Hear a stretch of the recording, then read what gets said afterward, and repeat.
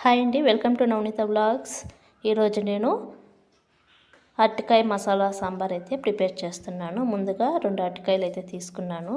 ఇప్పుడైతే చేతికి ఆయిల్ అయితే అప్లై చేసుకుంటున్నాను. అలాగే చాకుకి ప్లేట్ కూడా, ఎందుకంటే అరటికాయలో బంక్ అయితే ఉంటుంది, అందుకనేసి అయితే అతుక్కోకుండా ఆయిల్ అయితే పూసుకుంటున్నానండి. ఇప్పుడు వాటిని చిన్న చిన్న ముక్కలుగా అయితే కట్ చేసి పక్కన పెట్టుకొని స్టవ్ వెలిగించి పెనం పెట్టుకొని ఆయిల్ వేసుకొని పోపు దినుసులు వేసుకొని అలాగే సన్నగా కట్ చేసి పెట్టుకున్న ఉల్లిపాయ ముక్కలు కూడా వేసుకున్నానండి. అవి కాసేపు ఫ్రై అయిన తర్వాత కరివేపాకు అలాగే అల్లం వెల్లుల్లి పేస్ట్ని కూడా వేసుకొని కాసేపు ఫ్రై చేసుకోవాలి. ఇప్పుడు సన్నగా కట్ చేసి పెట్టుకున్న టమాటా ముక్కలను అయితే అందులోకి అయితే వేసేసుకుంటున్నానండి. నేనైతే ఇక్కడ ఒక టమాటా పండును అయితే తీసుకున్నాను.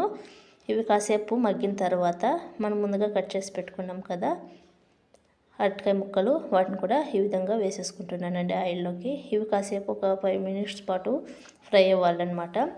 ఇప్పుడు ఫ్రై అయిన తర్వాత ఈ విధంగా ఫ్రై అయిపోయింది. ఇప్పుడు ఉప్పు అయితే వేసుకుంటున్నానండి, సాల్ట్. ఈ విధంగా అవి కూడా వేసుకొని బాగా మిక్స్ చేసుకొని ఇప్పుడు ఒక మిక్సీ జార్లోకి అయితే నేను ఈ విధంగా మసాలా అంతా కూడా గ్రైండ్ చేసుకున్నాను. ఏమేమి వేసుకున్నాను అంటే ధనియాల పొడి, కారం పొడి, పసుపు అలాగే గరం మసాలా కూడా 3 వేసుకొని ఈ విధంగా గ్రైండ్ చేసుకున్నానండి. దాన్ని కూడా ఈ విధంగా అయితే వేసుకొని ఈ విధంగా మనకు తగినన్ని నీళ్ళు పోసుకొని మనకి ఎంత గ్రేవీ కావాలో అంతవరకు అయితే నీళ్ళు పోసుకొని కాసేపు అయితే ఉడికినివ్వాలండి.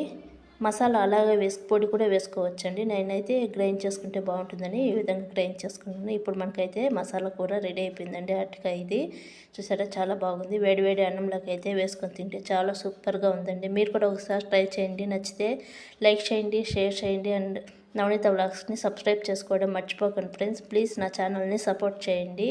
చాలా బాగుండింది ఫ్రెండ్స్ కూర.